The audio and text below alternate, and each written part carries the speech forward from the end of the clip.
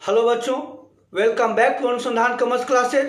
तो मैं आज आपके सामने एक नया सीरीज लेकर आ गया हूँ ए स्टेट बिहार कॉमर्स का। बहुत सारे बच्चों का कमेंट्स आया था कि सर मैंने ए स्टेट बिहार का फॉर्म फिलअप किया है जिसका एग्ज़ाम 6 मार्च को है।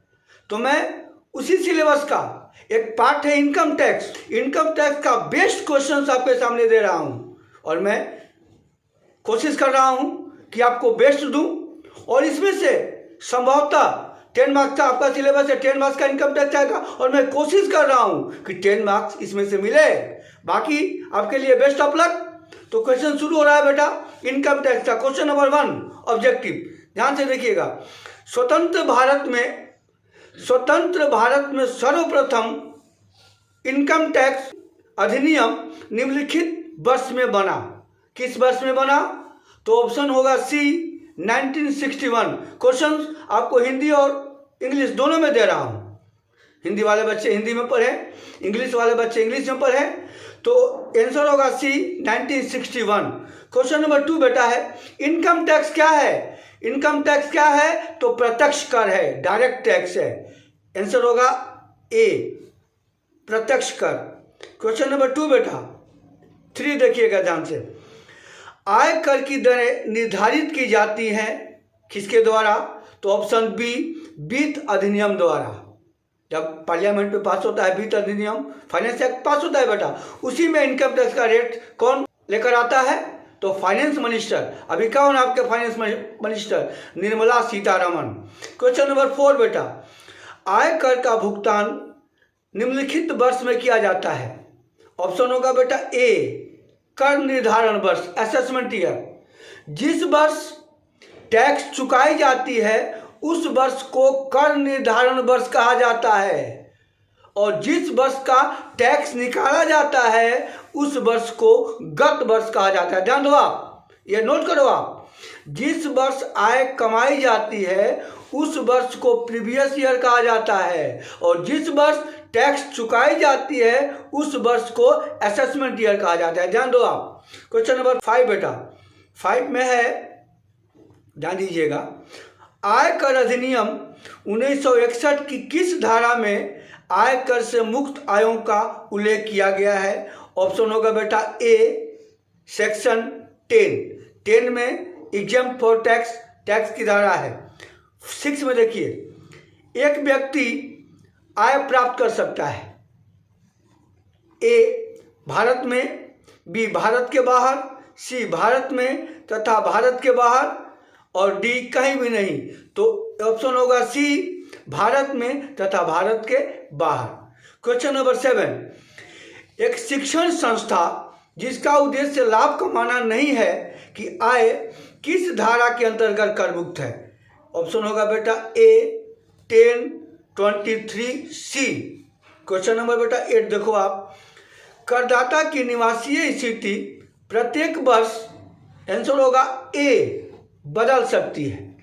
रेसिडेंशियल स्टेटस जो है एसएससी को हिंदी में क्या बोलते हो? करदाता की रेसिडेंशियल स्थिति बदल सकती है। आज भारत की स्थिति है, भारत की निवास है, तो कल हो जाएगा अमेरिका की निवास, परसों हो जाएगा कनाडा की निवास, तो बदल सकती है। क्वेश्चन नंबर 9 कर्मचारी का बकाया वेतन होता है टैक्सेबल होता है। एरियर यानी जो भी कर्मचारी का एरियर जिस वर्ष मिलता है, यानी एरियर क्या होता है? टैक्सेबल होता है, याद कर लो, कर योग्य होता है। Option A.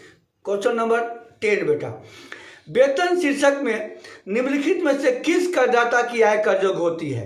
तो ए का होगा वेतन भोगी कर्मचारी। इनकम फ्रॉम सैलरी, वेतन से आय वही कर्मचारी वेतन की आय पर टैक्स देता है जो सैलरी कमाता है, जिसका मालिक हो कोई और मालिक के द्वारा उसको वेतन मिलता है। तो आंसर होगा ये वेतन भोगी कर्मचारी। क्वेश्चन नंबर 11 नियोक्ता को इंग्लिश में एम्प्लॉयर कहा जाता है और कर्मचारी को इंग्लिश में एम्प्लॉय कहा जाता है। याद कर लो आप, नियोक्ता मीन्स एम्प्लॉयर और कर्मचारी मीन्स एम्प्लॉई। नियोक्ता द्वारा वेतन में से की गई कटौतियां, ऑप्शन होगा ए शुद्ध वेतन में जोड़ी जाएंगी, will be included in the net salary. अगला क्वेश्चन देखो 12 मृत कर्मचारी की विधवा को प्राप्त वेतन कर योग्य होगा। किसमें होगा? अन्य साधनों से आय शीर्षक में। क्वेश्चन नंबर 13, आय कर के उद्देश्य के लिए मकान का आश्रय क्या है? ऑप्शन होगा डी, मकान में उपयुक्त सभी सम्मिलित है। ABC पढ़ लीजिएगा, ऑप्शन सभी शामिल है। क्वेश्चन नंबर 14, एक कर्मचारी को प्राप्त शिक्षा भत्ता कर मुक्त है। कितने बच्चों के लिए? 2 बच्चों के लिए। 2 बच्चों के लिए कर मुक्त है। और कितना? 100 रुपया प्रति माह प्रति बच्चा। अधिकतम 2 बच्चों के लिए, याद कीजिएगा, 100 रुपया प्रति माह प्रति बच्चा, अधिकतम 2 बच्चों के लिए कर मुक्त है। अगला क्वेश्चन देखो बेटा, क्वेश्चन नंबर 15, मकान संपत्ति से आय शीर्षक के अंतर्गत कर का आधार क्या होता है? Annual value, gross annual value minus municipal tax paid by employer equal to annual value. House property का यही रूल है।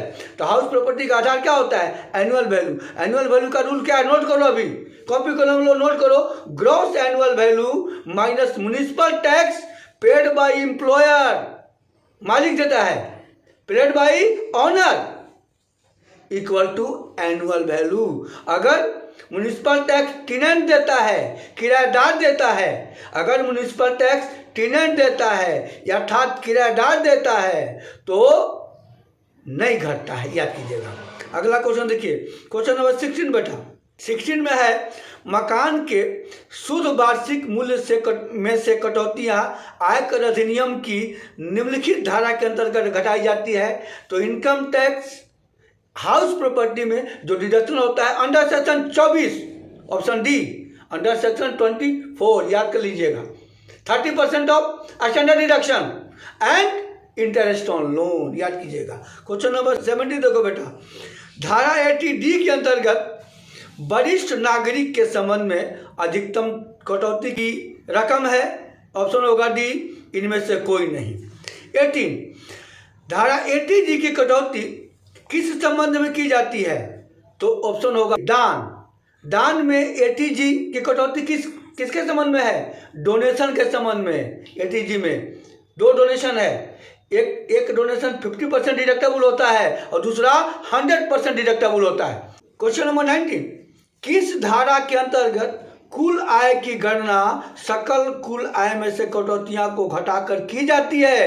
अंडर सेक्शन 80C से लेकर 80U तक, अंडर सेक्शन 80C से लेकर 80U तक की कटौतियां ग्रॉस टोटल इनकम, याद कर लो, आप नोट करो, gross total income minus deduction under section 80C to 80U equal to total income. Question number बेटा 20 देखो, धारा 80TTA के अंतर्गत अधिकतम कटौती कितना है? 10,000। आंसर होगा 10,000।